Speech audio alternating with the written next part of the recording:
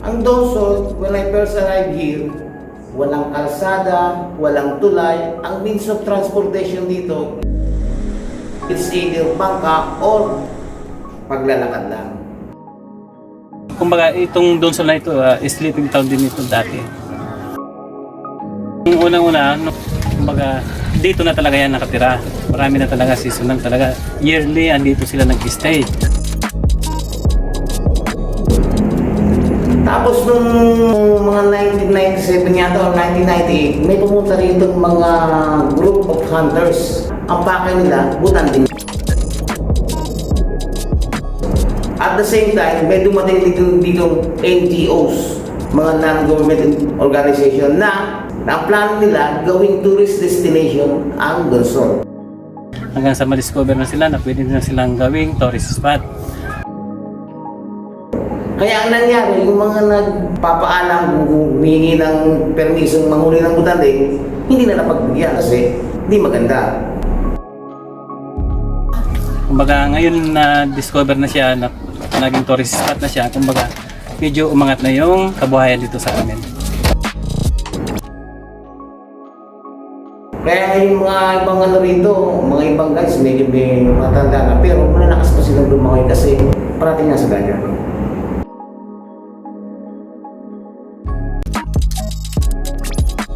May mga pumapasok pa yata mga commercial fishing vessel na yun lang naman talaga ang umubos ng isda rito. Yung mga sana mahinto ng mga illegal fishing, yung mga commercial fishing boat na maaaring makadistroso sa Butanding. And then, ang mga mamayan dito sa Donsol, nag-cooperate naman sa pagtatapon ng basura. Ayun ang mga ginagawa rin dito para ma-maintain at parating bumalik ang wellsite dito. Ang sabi ko nga sa kanila, ang well shark and then the river in Donsol, because in Donsol there's a lot of rivers. 3 major rivers.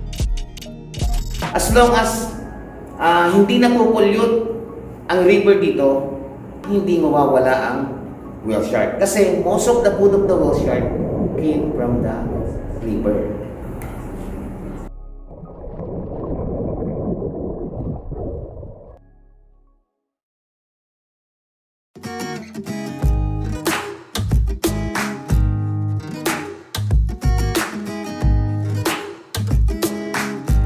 Kahit pa paano, binuksan yung tourism industry dito. Nung nakaraang taon nga, ang dami-dami ng whale shark. Ngayon din po, madami.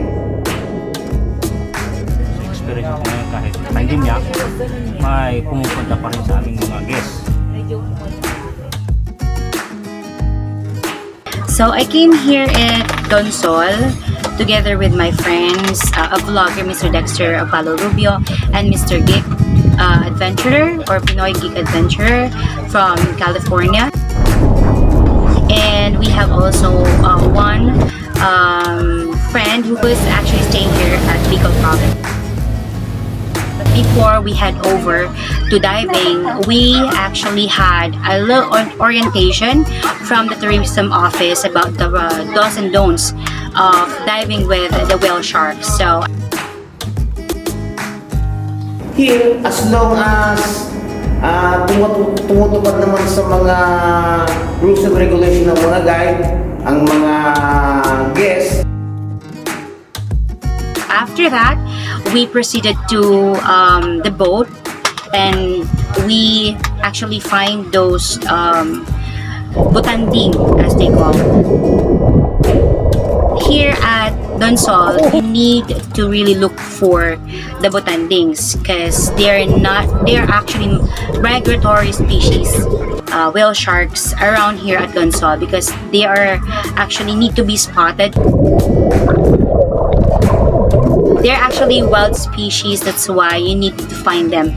So we have a spotter and we have our guide who's actually looking for those Butandings. Ako pa yung nagtitingan ng Butanding kasi ako pa yung spotter. Tapos po, pag malapit na po yung, pag nakikita po ako ng Butanding, pag tinuro ko po sa sa kapit sa boat captain, iikot po kami. Tapos malapit na, papadaanan po, tapos papaano ko po sa guide. Ako naman po yung paddleman. Ang gawa ko po pag halimbawa nakababae ng bisita, ako po yung taga parang para nasa sentro lang po palagi bangka sa mga bisita. So, ang coordinate namin sa sa spotter, yung halimbawa kamay o paa kung saan ang direksyon namin. Halimbawa kung stop, may mga sinyalis naman po kami. Kung saan yung direksyon ng wheel shark o kanan ba o kaliwa, doon para para maganda yung operasyon. Once they are actually near our boat, then that's the time that they will tell us to jump over and to go with the Butanding so we can get a nice view of them.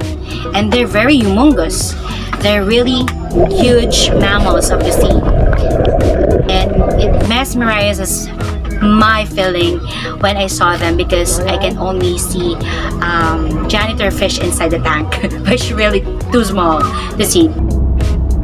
And as a beginner free diver,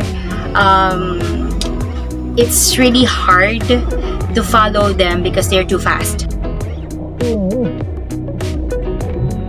I used to dive before, but after like 3 years of not doing it, so it's like just the beginning for me again to dive with my fins. Today we saw actually 3 Butandings, and the last one was the biggest. It's really like the size of our boat. It's really too big to handle.